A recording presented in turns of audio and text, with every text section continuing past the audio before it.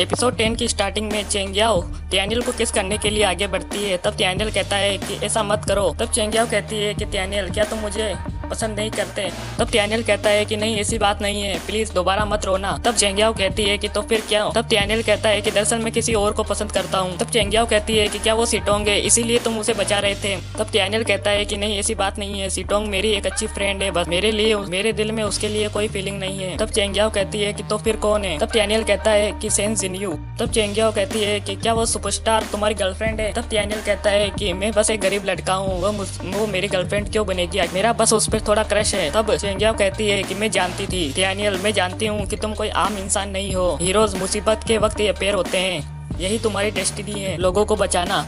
मेरा मतलब कल लाइब्रेरी में जो कुछ भी हुआ उसके बाद मुझे पता चला कि इस समय ताकत ही सब कुछ है। अगर किसी औरत को इस समय सरवाइव करना है तो उसे एक आदमी पर डिपेंड होना ही होगा, वरना वो किसी ज़ॉम्बी द्वारा मारी जाएगी। इसलिए तुम मुझे कितना भी भगाओ मैं फिर भी तुम्हारे साथ ही चलूंगी। अगर तुम मुझे अपनी गर्लफ्रेंड नहीं बनाना चाहते तो मुझे अपना साइड किक बना लो, मैं तुम्हारे कपड़े धोऊंगी और खाना बनाऊंगी। इसलिए क्या तुम मुझे मेरी रक्षा करने का प्रॉमिस कर सकते हो। तब त्यानियल कहता है कि बकवास बातें बंद करो, अगर तुम मेरे लिए कपड़े नहीं धोगी और खाना नहीं बनाओगी फिर भी मैं तुम्हारी रक्षा करूंगा। तब चेंगियाओ कहती है कि क्या सच में, और ये कहकर वापस त्यानियल को किस कर लेती है, जिससे कि त्यानियल शर्मा जाता है। तब चेंगियाओ कहती है कि मैंने तुम्हारे चेहरे पर किस किया है तो ज्यादा फिक्र मत करो। तब सीन शिफ्ट होता है और चेंगियाओ और त्यानियल एक गराज में पहुंचते हैं जहाँ कई सारे महंगी महंगी कारें होती हैं।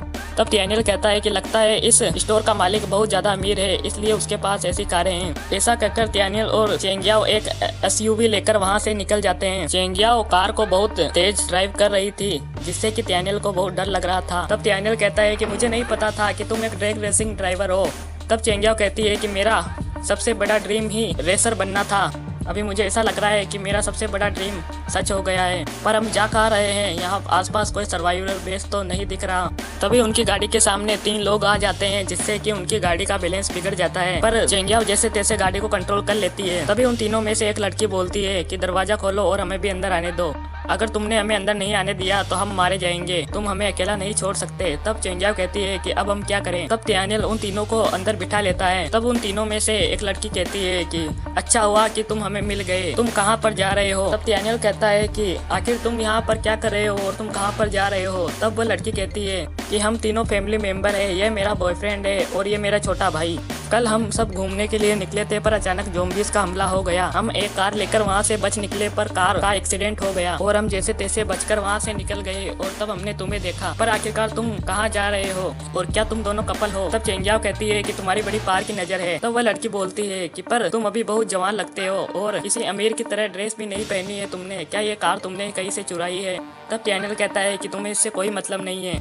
तब वह लड़की कहती है कि क्या तुम्हारे पास खाने के लिए कुछ है, हमने एक दिन से कुछ नहीं खाया है, अगर तुम्हारे पास कुछ खाना हो तो मैं इसके बदले तुम्हें ये कीमती घड़ी दे सकती हूँ, एक बहुत महंगे ब्रांड की घड़ी है। तब त्यानियल कहता है कि इस समय इस घड़ी का भला मैं क्या करूँगा, मैं तुम्हें खाना दे दूंगा पर इसे तुम अपने पास ही रखो। ऐसा कहकर त्यानियल उसे 3 सॉसेज देता है। तब उस लड़की का भाई कहता है कि ज्यादा कंजूस मत बनो, आखिरकार हम तीनों का इससे क्या होगा, तुम्हारे पास बहुत सारा खाना है, आखिरकार तुम हमें इतना सा कैसे दे सकते हो। तब चेंगियाओ कहती है कि तुम्हारे लिए ये कहना आसान है पर इस वक्त हम खुद के लिए भी पर्याप्त खाना नहीं ढूंढ पा रहे हैं। एक तो तुम्हें हम फ्री में खाना दे रहे हैं और फिर भी तुम कंप्लेंट कर रहे हो, अगर तुम्हें इतनी ही दिक्कत है तो हमारा खाना वापस दे दो। तब वो लड़की कहती है कि तुम सही कह रही हो और अपने छोटे भाई से बोलती है कि हमें इनका शुक्रिया करना चाहिए ना कि शिकायत करनी चाहिए। तब वो लड़की कहती है कि डाउनटाउन यहाँ पास में ही है, वहाँ पर बहुत सारे इंसान अभी भी जिंदा हैं और ज़ॉम्बीज़ भी हैं, तुम हमें वहाँ उतार देना। तब त्यानियल कहता है कि तुम सही कह रही हो, लगता है यहाँ कोई ज़ॉम्बी नहीं है,